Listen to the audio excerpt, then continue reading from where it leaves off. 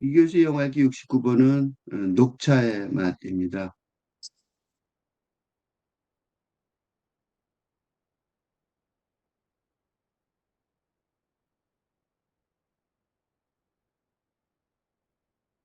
최근에 재상영 중인 이게 오래전에 상영했던 건데 다시 상영을 하고 있는 건데 이시 가치도 감정의 녹차의 맛에 대한 중노는 따뜻하지만 이해하기 어렵다는 것으로 요약됩니다. 바로 요것 때문에 내가 이걸 쓰기로 했어요. 이게 오래된 영화인데도 불구하고 해석이 있는 게 아니 설명이 있는 게 아니라 이해하기 어렵다는 얘기만 남아 있더라고요. 거의. 그러니까 이교수의 영화 읽기 이 시리즈 자체가 어, 이해하기는 어렵다지만 영성사상의 관점에서 유의미한 해석을 제공할 수 있을 법한 영화를 중심으로 전부 다 그 이해하기 어렵다는 영화 모두 찾아 하는 게 아니라 특히 이제 영성사상의 이 관점에서 이 관점에서 설명을 하면 영화가 이해가 좀 될 수 있지 않을까 하나의 해석을 제공할 수 있지 않을까 그런 영화를 중점적으로 다루는 시리즈거든요.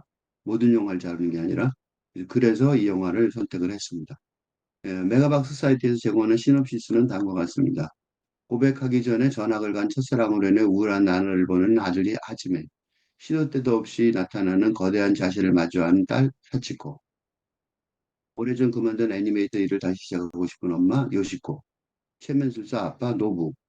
자신을 예술가라고 믿는 괴짜 할아버지 아키라. 전 여인의 결혼 소식을 듣게 된 삼촌 아야노. 각, 각은 상간마을에 사는 엉뚱하고 조금 특별한 우리 가족의 이야기. 좀 더 자세한 줄거리는 다음과 같습니다. 한적한 교회에서 살고 있는 하루노 가족의 일상은 저마다 분주한 편이다. 아들 하지메는 진짜 저마다 분주해요. 그래서 이게 도대체 주인공이 누구지 그런 느낌이 들 정도예요. 아들 하지메 사또 다카이로는 짝사랑하던 소녀가 전학 갈 때까지 고백을 하지 못했는데 새로운 전학생과 또다시 사랑에 빠지고 만다. 딸 사치코 바나마야는 언제나 따라다니는 커다란 자기 자신의 환영이 언제쯤 눈앞에서 사라져줄까 궁금하다. 엄마 요시코 데스크 사토미는 살림을 하는 틈틈이 애니메이터로 일하고 있고 비밀스러운 골방에 틀어박힌 할아버지는 소리급새의 소리를 즐기거나 이상한 쿵푸 동작을 해보이곤 한다. 삼촌 아야노는 아사노 다다노부는 자신이 찾던 여자가 결혼했다는 사실에 쓸쓸해한다. 신의 20일의 김현정 기자 요약입니다. 이 영화에 관한 긴 해설은 그러니까 김현정 기자의 것밖에 인터넷으로 쉽게 서칭할 수가 없었어요. 그래서 그 나머지 부분을 읽겠습니다.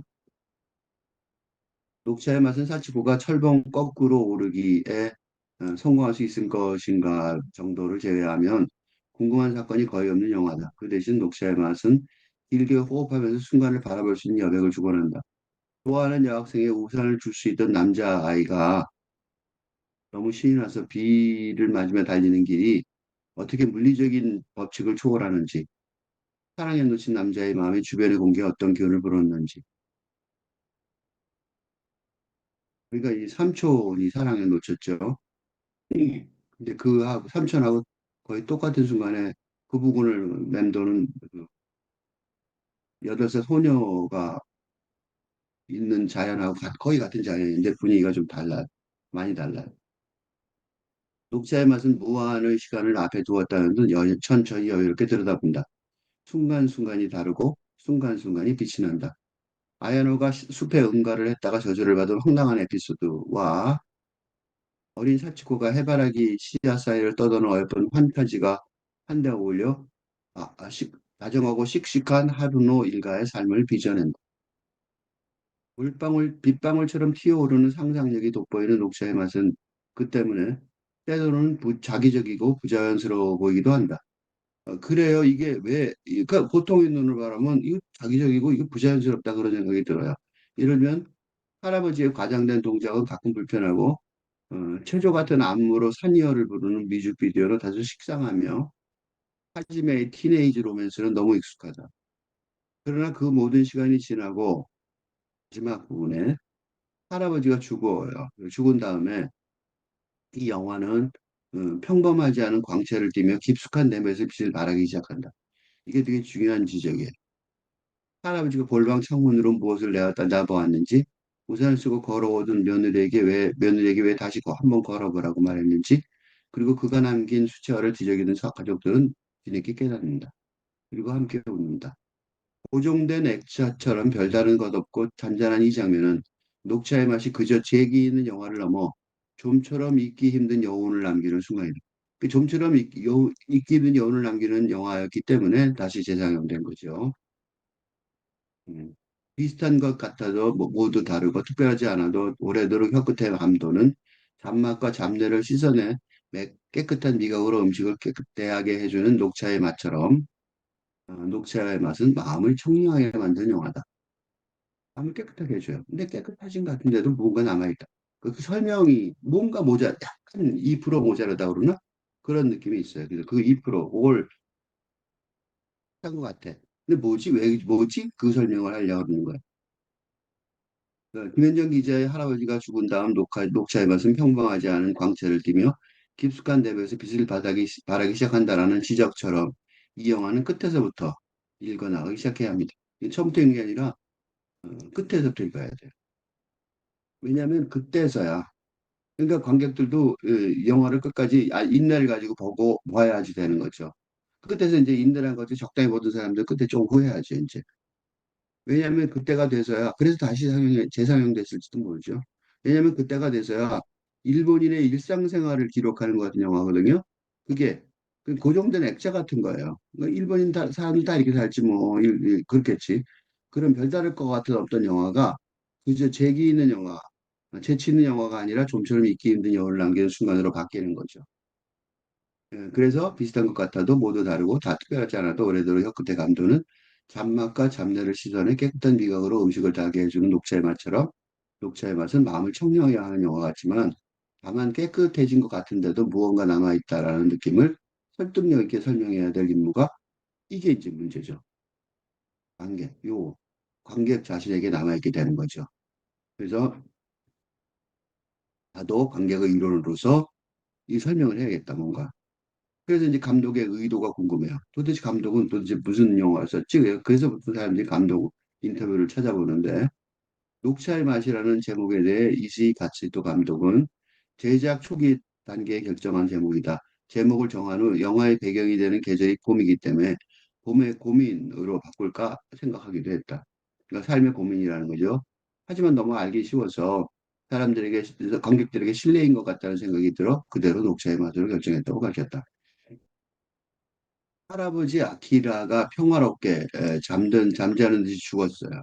그 다음에 가족들 각자에게 남긴 게 뭐냐면 애니메이션 스타일로 그려진 스케치북이에요. 스케치북 남기면 애니메이션 같은 게 돼요. 그 스케치북을 하나씩 남겼어요. 그 이 방에서 발견한 후에야 이 영화의 서사가 갈 길을 제대로 찾는 듯한 느낌이 드는 거죠. 아, 이 영화가 대강 한 줄로 뭔가 이게 줄이 꿰어지는 것 같은 느낌이 그 순간에 들어요. 그전에는 아빠, 엄마, 아들, 딸의 삼촌과 할아버지까지 같이 사는 하루노 대가족이 도대체 어떤 조화를 이루며 살아가는지 궁금할 정도로 어? 궁금해요. 서로 따로따로 사는 얘기만 나오니까. 그러니까 우리 다 근데 가족들이 다 그렇게 살죠. 밥을 먹거나 가끔 녹차를 마시는 시간을 제외하면 각자 따로따로 자신의 삶에 정말로 충실하게 살아가고 있었어요. 이 영화의 오프닝 시작하는 거는 이 아이의 이 사진처럼 고백도 해보지 못한 첫사랑이 떠나가는 열차를 바라보다가 가슴에 뻥 뚫린 것처럼 이마가 열차길로 뻥 뚫려버린 사춘기의 아들의 시퀀스가 시작돼요. 이게 오프닝이에요. 그러니까 이 아들이 꼭 주인공 같죠. 응? 이 장면 굉장히 인상적이에요. 기차가 여기서 나오거든요. 이렇게. 사춘기 아들뿐만 아니라 또 엄청나게 큰 자아가 시도 때도 없이 자신을 지켜보는 환영에 시달리는 8살 딸의 삶조차도 또 다른 주인공처럼 비중 있게 다뤄져요. 그러니까 삼촌이 어린 시절 야쿠자 귀신의 망상에서 벗어나는 계기가 철병 거꾸로 돌기에 성공한 것이었다. 라는 말 듣고 똑같은 방식으로 자신의 환영에게 벗어나려고 폭력배의 얼굴만 남기고 파묻혀 있던 남자를 우연히 발견할 만큼 잡초가 우거진 무서운 곳이죠. 소녀에게 무서울 법할 만한 폐교 부지의 철봉에 틈난 남에 매달리는 그러다가 드디어 성공하는 장면이 이 영화의 클로징이에요. 끝부분은 또 이 딸이 장식을 해요. 그 이제 이게 이런 장면이에요. 이게 성공한 장면이에요. 철봉을 드디어 한 번 넘었어. 이 소녀가 자신의 영혼을 자신의 자아의 힘으로 찾아가기 시작하는데 성공한 거. 그 영혼을 찾는 거죠. 나 자신. 그 영혼이 따로 바깥에 떨어져 있는 게 아니라 내 속에 들어오는 거죠. 그게 없어져요. 그 큰 게. 그 환영이. 영혼이 이제 자기 자신의 자아 힘으로 찾아가기 시작하는 거죠. 이제 드디어 삶을 살아가기 시작하는 거죠. 제대로. 그 이제 표시하는 게 해바라기인데 이 해바라기가 지구를 넘어 우주로까지 퍼져나가는 애니메이션을 하는데 이건 뭐예요? 감독이 자신의 기쁨을 강조하는 거죠. 어? 애가 이렇게 돼서 기쁘다는 거죠. 더 웃기는 거는 관객한테 더 나아가서 감정이입을 거의 강요하는 것 같아요. 그러니까 시작은 사춘기 아들이 시작하고 끝은 이제 8살짜리 소녀가 시작하는 거죠, 딸인. 그러니까 8살 소녀와 사춘기 소녀의 삶의 서사. 이게 중요한 게 아니라 주요 내용은 또 달라요, 본문은. 어른들인 최면술사 아빠, 녹음실 믹싱 전문가 삼촌, 애니메이션 작가 엄마의 삶만큼이나 이게 주로 나오는데 이 영화의 서사 속에서 중요하게 여겨지는 거죠. 이거 모두 다 중요하게 여겨지는 거예요, 거의. 그뿐 아니라 애니메이션 캐릭터 동영상 촬영에 몰두하는 청년들이 있는데 그 8살 소녀가 발견한 얼굴만 남기고 파묻혀진 남자를 구출하는데 도움을 주죠, 걔네들이. 그 청년들. 그러니까 어떻게 보면 영화의 주인공이라 할 수 있을 하루노 가족의 서사의 순조로운 진행과 무관한 엑스트라, 그죠? 에 불과할지도 모를 청년들에게조차 이의 가치도 감정은 충분하다 못해 과하게 여겨질 정도로 그러니까 관객이 영화의 서사의 방향을 잠시 잃어버리며 다소 지루하게 느낄 정도로 이 영화 속에서 서사의 시간을 제공해주고 있어요. 너무 길어. 예를 들면 이렇게 될 때까지 이런 모습을 빈 전철에서 보여주는 모습을 한참 찍어요. 왜냐하면 또 한 번 다른 시퀀스가 또 나와요. 그러니까 모든 사람을 그 엑스트라처럼 보이는 사람까지 그러니까 이시 가치도 감독이 영화의 배경이 되는 계절이 봄이기 때문에 봄의 고민으로 바꿀까 생각하다가 그건 너무 알기 쉬워서 관객들의 신뢰인 것 같다는 생각이 들어 그대로 녹차의 맛으로 정했다는 의문스럽게 말하지만 사실은 그렇지 않아요. 이 영화의 주제를 노골적으로 드러내는 대표적인 장면이 뭐냐? 하루노 가족이 기념사진을 찍던 녹차를 즐기는 이 영화의 포스터 장면이 아까 포스터 위에서 봤죠? 다시 보면 이런 거죠. 아주 녹차를 들고 있어요.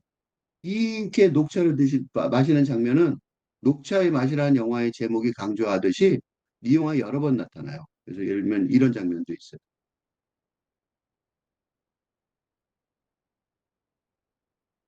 줄거리를 거의 완벽하게 거의 충분히 설명한 것 같아요. 문제는 뜻이죠. 왜 그러냐죠. 근데 충격적으로 편안한 죽음이 입증하는 할아버지 영혼의 저력을 이 영화 내부의 서사, 디제시스로 설명하려면 이시 감독의 가벼운 설명과 달리 차를 매시는 행위가 가진 힘의 깊이를 탐구할 필요가 있어요. 이 영화는 영성 영화예요. 영성의 차원에서 서사의 본류가 진행되는 이 영화를 기존의 영화 감상법에서처럼 육체의 차원이나 정신의 차원이나 감정의 차원에서 보려 한다면 이 영화나 어떤 배역에 호감이 간다거나 지루한다는 단어 자체. 이 영화 재밌어. 호감이 가 또는 지루해. 이렇게 말하는데 내가 왜 이렇게 말하는지 자신감이 없게 말하게 돼요. 영성 영화라는 개념을 안 동원하면 이해가 안 돼요. 대짜 할아버지 아케가 특히 그래요. 할아버지가 들창으로 8살 소녀인 손녀를 몰래 관찰한 게 몰래 창문을 싹 열고 보고 탁 손녀가 시선을 돌리려 그러면 닫아버려요. 텀이라고 그러죠. 몰래 관찰하는. 그런 느낌이 들어요. 그러니까 육체의 차원이나 정신의 차원이나 감정의 차원에 보면 왜? 회자 같은 얘기잖아요. 손녀 보고 손은 들어줄 수 있을 텐데. 근데 손녀에게 남긴 스케치북, 이 애니메이션 같은 스케치북이 철봉 거꾸로 돌기가 소녀의 영혼에 아주 중요한 사건임을 유일하게 파악하고 있어요. 그 장면이 나. 거꾸로 돌기 하는 소녀의 그 거꾸로 돌기가 성공하는 그거를 소녀에게 남겨요. 그리고 소녀가 철봉 거꾸로 돌기에 성공을 해요. 클로징에서. 엄마의 재기를 위해 엄마가 이제 가정주부가 돼서 애들이 클 때까지 못한 거죠. 엄마가 다시 이제 애니메이션 작업을 하는 거죠. 엄마가 애니메이션 주인공의 동작을 실감나게 그릴 수 있게 하려고 액자 같아 보이더라도 육체적으로나 이성적으로나 감정적으로 다소 이상하게 보일지라도 지을지도 모를 자세를 과감하게 취해주는 거죠. 그 엄마한테, 며느리한테. 응? 이렇게 그리면 돼. 손을 이렇게 구부리고 이런 식으로. 요시코 영혼의 소망을, 요시코 영혼의 소망을 할아버지가 이해할 수 있었어요. 엄마가 그래서 재기에 성공을 하죠. 그러니까 이 할아버지가 영혼의 차원에서 하루노 가족의 구심점이었다는 걸 알 수 있어요. 아빠가 좀 문제인데, 아빠는 타인의 육체와 정신과 감정의 세계를 마음대로 지배할 수 있는 능력 있는 최면술사예요. 그런데 차를 마시는 행위의 본질일수 수 있을 영혼의 차원에서는 다소 무기력해 보여요. 그래서 아빠가 계속 무기력한 모습으로 나와요. 해골에 배변한 죄책감으로 야쿠자 귀신에 시달리던 소년 시절의 이야기를 이런 얘기를 조카들한테 왜 합니까? 조카들에게 시접지 않게 하거나 자신을 차버린 내대인을 만나 결혼한 사실을 알게 된 후 들판이나 강가를 방황하는 삼촌 아야노를 육체나 정신이나 감정의 차원에서 보자면 맨 처음에 어떤 오해가 되냐면 하루노 가족이 빌부터 사는 거 아닌가 그런 생각이 들었어요. 그런데 후반부에 아마추어 수준의 산 노래를 정말 아마추어 같은 노래인데 그럴듯한 수준으로까지 창조해내는 녹음실 믹심 장면이 나오는데 작업 장면이 나오는데 이 사람이 믹심 전문가죠. 육체나 정신이나 감정의 차원을 넘어서서 영성의 차원으로까지 완성도를 높여야 하는 예술적 감수성의 세계에서 삼촌이 얼마나 대단한 수준에 있는지 확인할 수 있어요. 그 현실 세계에서는 실패한 자처럼 보이지만 말이죠. 이 영화 녹차의 맛을 영성 영화로 만약 본다면 이 영화가 이제 해서 줄거리가 이렇게 돼요. 8살 소녀 딸이 자기 영성 세계를 찾기 시작하는 거죠. 8살 소녀는. 사춘기 소년 아들이 사랑이란 국면에서 다른 사람과 영성 교류를 시작하는 거죠. 사랑이 그런 거죠. 그리고 중년의 아빠나 엄마 그리고 정년기의 삼촌이 직업의 세계에서 영성을 심화시킬 수 있는 길을 모색하는 거죠. 노년기 할아버지의 영혼이 육체의 차원을 벗어버리고 영이 가는 준비를 하는 모습을 읽어낼 수 있어요. 그러니까 이 등장인물이 다 왜 나왔는지 알 수가 있는 거죠. 녹차의 맛의 서사에서 하루노 가족의 구성원이 각자의 처지에 따라 영성의 길을 모색한다는 증거. 그게 바로 뭐냐면 녹차를 마시는 장면이란 말이죠. 그런데 이는 선불교 전통에서 쉽게 만날 수 있는 일화예요. 하나 예를 보면 스님께 조주 스님이 대표죠. 선불교의. 스님께서 새로운 두 납자에게 물었다. 납자라는 거는 이다 한자만 해서 그래요. 나비를 입고 돌아다니는 승복을 입고 돌아다니는 스님을 말하는 거예요. 그러니까 그먼 길을 찾아서 이제 그 조주 스님한테 에, 진리를 찾으려고 되는 거니 다 호랑이가 산속에 나오던 시절이거든요. 강도가 있고 그러니까 얼마나 목숨을 걸고 이 스님을 조주 스님을 찾아온 거죠. 그리고 이제 그 스님들이 와서 앉아 있어요. 조주 스님한테 몇 달에 걸쳐서 정말 목숨을 걸고 찾아와서 진리를 물어보러 왔는데 스님이 이렇게 질문해. 스님들은 여기 와본 적이 있는가? 한 스님이 대답했어요. 와본 적이 없습니다. 차를 마시게. 또 한 사람이 물었습니다. 여기에 와본 적이 있는가? 왔었습니다. 차를 마시게. 원주가 물었다. 스님께서 와보지 않았던 사람에게 차를 마시라고 하신 것은 그만두고라도 무엇 때문에 왔던 사람도 차를 마시라고 하십니까? 차가 그때 굉장히 비쌌거든요. 그렇게 말했어요. 그러니까 스님께서 원주야. 원주가 누구냐면 원주가 누구냐면 저거예요. 이거예요. 암자의 주인이에요. 그러니까 절주인이죠. 스님은 그냥 그 스승이죠, 일종의. 그러니까 이 살림을 하는 사람이니까, 저 비싼 차를 그냥 그런 거죠. 그러니까 원주가 예 하고 대답하자 차를 마셔라 하셨. 뭐예요, 도대체? 이거는 나중에 음, 공안을 찻잔의 경제 선물교와 마이스테카르트 28에서 자세히 해설을 할 거예요. 네, 우선은 대강만 여기서 할게요. 조주 스님의 차는 모두에게 공평하다.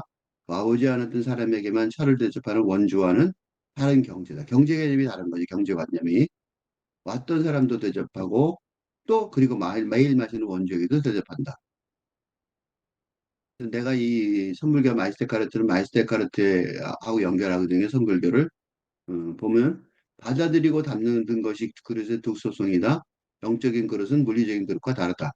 포도주가 통 안에 있고 통이 포도주 안에 있지 않잖아.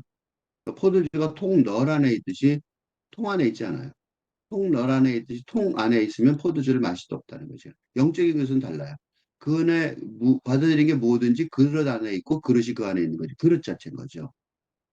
받아들인 것이 뭐든지 그게 바로 영적인 그릇의 본성이죠. 그러니까 신의 본성은 바로 고결한 영혼에게 모두 나눠주는 자신을 주는 것이고 신성을 영성해 주는 거죠. 영혼의 본성은 신을 받아들이는 거죠. 신성을 받아들이는 거죠. 영혼의 가장 고귀한 성취에 관해 이렇게 말할 수 있다. 거기에서 영혼은 신의 이미지를 품어서 신과 같다. 닮음이 없이는 이미지가 있을 수 없으나 이미지가 없이도 닮음은 있을 수 있다. 신성하고 영성하고 합이 돼야 되는 과정이다 이거죠. 간단히 설명하자면 나중에 길게 설명을 거기서 보세요. 가서 보세요. 왔던 사람에게 귀한 차를 또 대접하는 게 아까운 원주에게는 뭐만 보여? 찻잔에 들어있는 차만 보이는 거죠. 근데 조주 스님이 아무에게나 귀한 차를 대접하는 건 차만 마시는 게 아니라 찻잔도 함께 마시며 그 차가 들어있는 찻잔, 영혼이 들어있는 사람, 영적인 그릇이 닮은, 영적인 그릇을 닮은 고귀한 성취를 한 영혼을 찾는 거죠. 여기선 다 실패했어요. 원주는 찻잔과 그 안에 있는 차, 그런 이미지만 보지만, 응? 살림살이에요, 경제적으로. 도주 스님은 차는 찻잔에 들어있는 차만이 아닌 거죠. 그죠? 필자는 이슬 가치도 감독의 녹차의 맛이 조주 스님이 차 마시는 화두와 만나고 있다고 여겨져요. 그러니까 녹차의 맛이 지루하게 여겨지는 감독은 찻잔에 들어있는 차만 보이는. 그러니까 육체와 정신과 감정의 차원에서만 세상을 읽고 있어서 영성의 차원을 알지 못하여 왔던 사람에게 귀한 차를 또 대접하는 게 아까운 원주와 같은 사람인 거죠. 세상 속에서만 있는 거예요. 세상 속에서만 세상의 경제관념만 있는 거죠. 그러니까 녹차의 맛이 얼핏 지루해 보여요. 그런 사람들한테는. 응? 그렇지만 그래도 뭔가 기분 좋아지는 영화를 만들었다는 거. 이게 이제 이 감독의 공헌인 거죠. 왜냐하면 이런 작업의 과정을 통해 우리가 이제 더는 조주 스님을 만날 수 없잖아요. 그런 이 시대의 관객이 자기 자신의 고귀한 성취를 한 영혼을 찾으려 하게 유도하기 때문인 거죠. 이건 영성영화라는 관점에서 굉장히 중요한 영화로 여겨집니다.